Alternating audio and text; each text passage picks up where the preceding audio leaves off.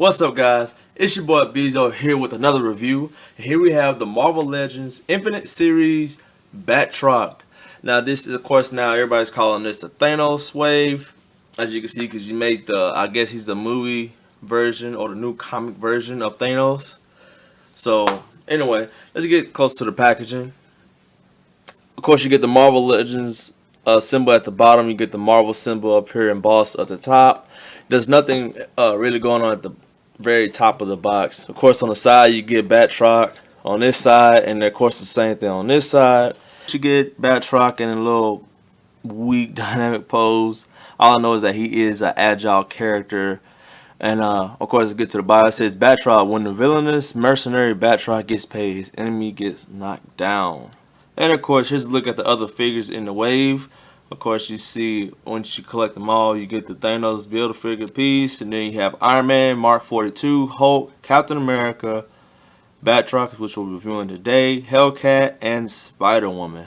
I have to say I'm really looking forward to that new sculpt Spider-Woman compared to the Toy Biz one, because that one was actually kind of horrible. Anyway, there's nothing much else going on in the back, and took it right back to the front, and since there's nothing else, so let's get to it. Let's take a moment and we'll see what we have in store. So here's Batroc out of the packaging, and I have to say I really do enjoy posing this figure out. Now, of course, it is using the same old bucket cap mode as most of the Marvel Legends figures are using now for the most acrobatic figures, which I do not mind the bucket cap mode. I don't know, for some reason, in my opinion, this looks a little slimmer. All I know is that Batroc is an agile character. Really don't know too much information about him. But anyway, let's take a closer look what comes with the packaging. Then we take a closer look at the figure. The Batroc does come with these two pieces. Of course, this is like the shoulder pad joint that goes on to Thanos. Once you get his set, once you get this set complete, if I'm doing this correct, no, that's the wrong way. You basically will place it on like that, and it's supposed to stick down on. He has these pegs right there, as you can see right there, and it's supposed to plug into there. But he does come with a torso and his little shoulder pad piece, and then it'll plug into there one way. And then of course you're gonna need the rest of the figures to collect to build him. I think the only duplicates you're gonna have is the head and the arm that comes with Spider-Woman and Hellcat. Now, taking a close look at Batroc, I really do like the head sculpt of this figure. The mustache is of a flimsy, pliable material. I mean, I've been bending it, but it seems like it's maybe glued on, right? It's like a little notch maybe glued on into the face. So do be careful of that.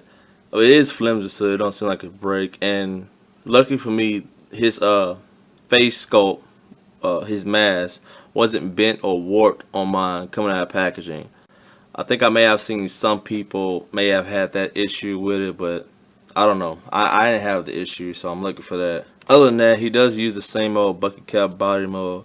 I do like the goldish yellow and purple together. It does remind me of the Lakers color scheme, but I do like the gold and yellow. Here's a look at the back of the figure.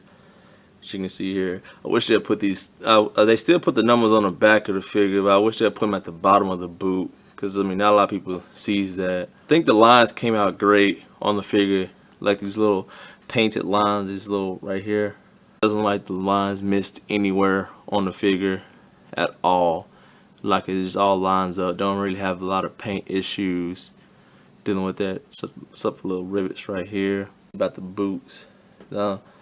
Boots came out great. The lining came out great. It looks like it's a little crooked, but I think it's straight because of the calf muscle. It's going around the calf muscle, so I think it's fairly done. Now, on the forearms, there are a different paint color. This is a brighter goldish orange, goldish yellow, and this is like a more dull. Let's go over articulation of this figure.